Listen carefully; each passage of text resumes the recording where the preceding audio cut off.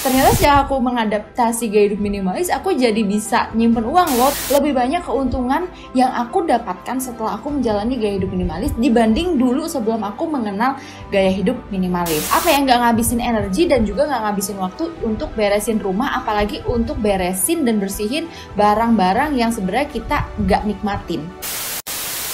Hai semuanya, welcome back to my channel.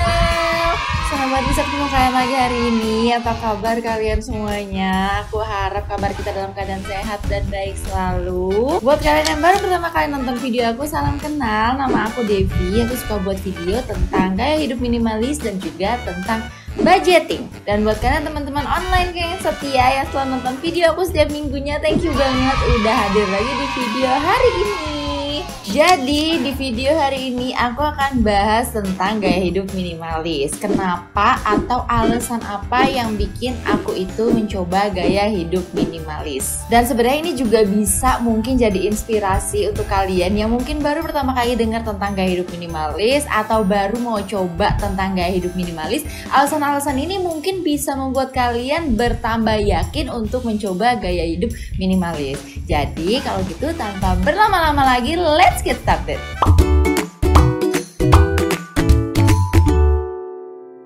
Jadi sebenarnya alasan-alasan yang akan aku kasih ke kalian ini seperti bisa dibilang kayak keuntungan atau benefits yang aku rasain setelah aku menjalani gaya hidup minimalis lebih dari 2 tahun ini. Jadi yang pertama itu yang paling aku rasain adalah less stress. Kenapa bisa gitu? Sebenarnya mungkin aku sendiri karena aku memulai minimalis itu bukan cuman dari segi barang doang, tapi aku sering bilang kalau misalnya aku itu mulai dari gaya hidup minimalis itu dari mindset duluan. Yang artinya adalah perubahan cara pikir aku melihat suatu barang atau possession. Jadi dulu mungkin bisa dibilang kayak aku itu lebih banyak maunya atau kepengenannya doang gitu loh, tanpa mikirin kayak sebenarnya aku mampu atau enggak, aku perlu atau enggak. Yang akhirnya kalau misalnya aku nggak beli, either itu karena aku nggak pakai barangnya atau misalnya karena emang duitnya belum ada, akhirnya aku jadi stres. Tapi sejak aku jadi seorang minimalis, karena cara pandang aku ke barang itu berbeda, jadi itu membuat aku juga less stress gitu. Karena menurut aku ya udah, aku sebenarnya nggak apa-apa kok kalau nggak punya barang itu, nggak apa-apa kok kalau nggak beli barang itu. Toh aku nggak membutuhkan barang itu saat ini juga, dan barang itu bukan barang sesuatu yang kayak emergency harus aku punya sekarang. Dan itu benar-benar membuat aku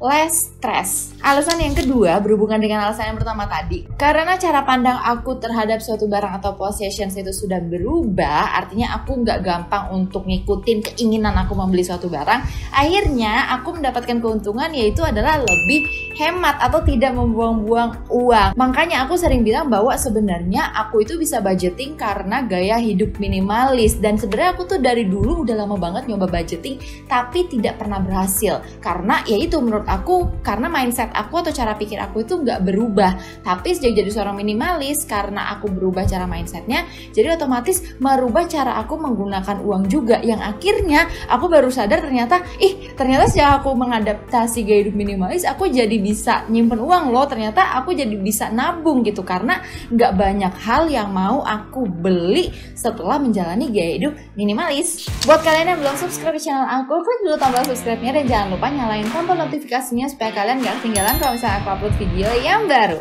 Alasan yang ketiga yang tadi udah aku sebut, yaitu jadi save more money, alias aku bisa nabung lebih banyak. Jadi kalau aku ingat-ingat zaman dulu ya, aku sebenarnya agak menyesal juga karena aku baru ngadaptasi gaya hidup ini dan juga jadi konsisten budgeting. Karena kalau diingat-ingat mungkin dulu itu aku sama sekali nggak bisa nabung, atau mungkin aku bisa nabung tapi pada akhirnya akan kepake lagi. Ayo pasti dari kita banyak kan yang ngalamin hal yang kayak gitu. Udah coba nabung sekitar 3-5 bulan tapi akhirnya kita keluarin uang itu lagi dan akhirnya tabungan kita gagal lagi gitu. Tapi sejak jadi seorang minimalis, kayak aku tuh punya mindset yang berubah, termasuk ke mindset budgeting aku, dimana dalam setiap budgeting aku itu setiap tabungan aku itu ada goalnya, dan biasanya goalnya itu kayak aku tuh kekeh gitu loh. Dan itu merubah banget cara aku nabung. Gak kayak dulu kalau misalnya aku lihat sesuatu terus aku bisa ambil duit dari tabungan aku. Kalau sekarang tuh aku bisa lebih fokus untuk tabungan. Karena apa ya, aku lebih bisa mikir untuk jangka panjang atau untuk goal yang mau aku capai dari tabungan tersebut. Alasan yang keempat itu adalah siap-siapnya cepet. Jadi sebagai cewek kadang kita kan suka diceng-cengin gitu ya, cewek mah siap-siapnya lama 2 jam gitu, ibaratnya belum siap lagi, itu aja udah siap-siapnya 2 jam masih telat. Tapi sekarang sekarang sejak jadi seorang minimalis itu aku udah gak kayak gitu lagi. Mungkin dulu kayaknya ya, kalau menurut aku mungkin karena aku punya banyak baju, sepatu yang akhirnya tuh aku jadi bingung karena aduh pakai ini, pakai itu, pakai bingung sendiri ya. Sebenarnya akhirnya aku pakai baju yang itu lagi. Tapi sekarang karena aku sudah benar-benar memilih barang-barang mana yang mau aku simpen, otomatis setiap aku mau pergi ke kondangan, setiap ada mau acara yang penting atau acara khusus, ya aku udah tahu baju mana yang akan aku pilih dan akan aku pakai. Karena barang-barang yang aku simpen ya memang itu adalah barang-barang yang jadi favorit aku. Kalau misalnya kalian suka sama video ini, jangan lupa kasih like kalian, dan kalian boleh banget untuk share video ini ke teman-teman dan keluarga kalian. Alasan yang kelima masih berhubungan dengan waktu, yaitu adalah beres-beres rumah jadi lebih cepat. Karena apa ya? Karena aku nggak punya banyak barang. Jadi kalau misalnya kita sadar, makin banyak barang-barang yang kita punya, pasti beberes rumah kita akan jadi lebih lama dong. Karena ibaratnya kita mau ngelap permukaan lemari aja harus geser ini dulu, geser itu, ibaratnya jadi makan waktu banget. Tapi sejak jadi seorang minimalis, karena makin sedikit barang, otomatis barang yang perlu kita bersihin juga semakin sedikit. Apa yang nggak ngabisin energi dan juga nggak ngabisin waktu untuk beresin rumah, apalagi untuk beresin dan bersihin barang-barang yang sebenarnya kita nggak nikmatin.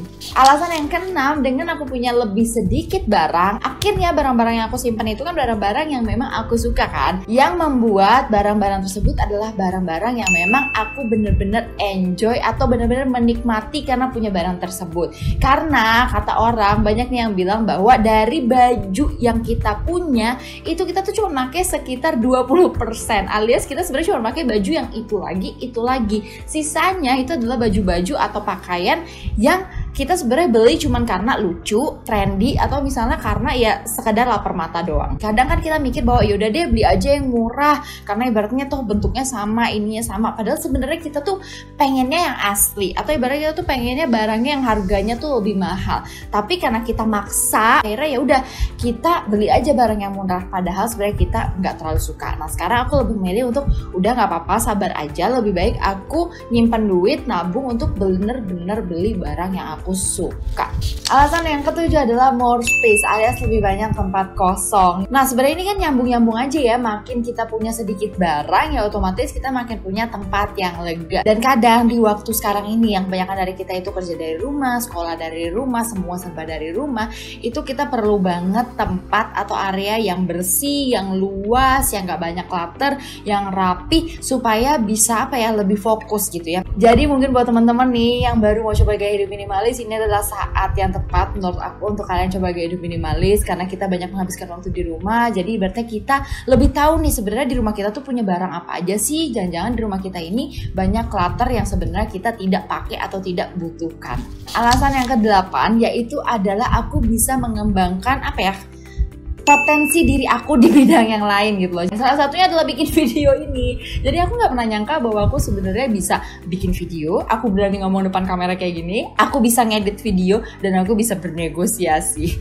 Jadi itu adalah yang aku dapetin setelah aku menjalani gaya hidup minimalis. Jadi ibaratnya mungkin aku bisa lebih fokus untuk mengembangkan hal-hal yang baik gitu loh. Mungkin kalau dulu kayak ibaratnya aku pergi kerja, terus pulang ke rumah karena udah capek di kantor, pulang ke rumah juga udah lihat banyak barang, karena aku kerja juga jadi nggak terlalu punya banyak waktu untuk beres-beres. Akhirnya sampai rumah juga udah males, maunya cuman sampai rumah tidur gitu loh. Sedangkan setelah jadi gaya hidup minimalis, rumah lebih rapi, lebih enak dilihat. Akhirnya aku punya waktu lebih banyak untuk berpikir, untuk mencoba menggali apa potensi yang ada di diri aku yang belum aku kembangkan. Alasan yang selanjutnya ini adalah salah satu one of my favorite, dan benar-benar aku rasain kayak ternyata aku bisa, yaitu adalah aku lebih nggak peduli tentang omongan orang. Karena mungkin pasti banyak dari kita yang dapat omongan dari orang kan, kayak ih apaan tuh minimalis, mah kayak orang susah deh, kayak orang gak punya duit dan lain sebagainya.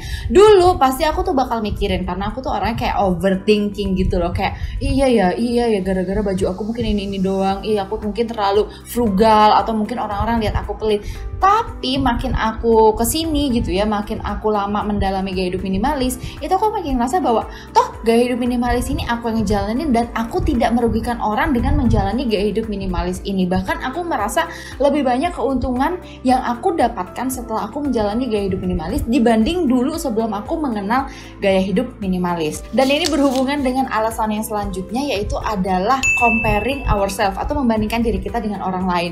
Jadi karena dulu aku orangnya overthinking, akhirnya aku tuh suka jadi kayak jealous atau suka membandingkan diri aku dengan orang lain. Kayak aku kadang tuh merasa bahwa aku tuh gak mampu, terus misalnya kayak dia bisa beli handphone, dia udah ganti laptop, atau dia udah kerja di tempat ABC yang gajinya jauh lebih gede, dan lain sebagainya. Intinya adalah kayak aku membandingkan diri aku dengan orang lain tapi in a bad way. Nah sekarang aku itu bukan artinya tidak membandingkan, tapi lebih ke arah untuk supaya memotivasi, kayak oke, aku harus lebih semangat supaya bisa nabung lebih banyak, supaya misalnya bisa jalan-jalan ke luar negeri, terus misalnya supaya aku nabung bisa beli rumah, bisa beli kendaraan, dan lain sebagainya. Dan itu bisa aku dapatkan dari perubahan cara pikir aku sejak jadi seorang minimalis gitu loh. Beda sama mungkin aku yang dulu suka membandingkan tapi dari sisi yang buruk-buruknya doang, dan akhirnya malah bikin aku makin ngerasa kecil gitu loh, kayak makin ngerasa nggak bisa apa-apa. Tapi sekarang justru lebih ke arah kayak memotivasi.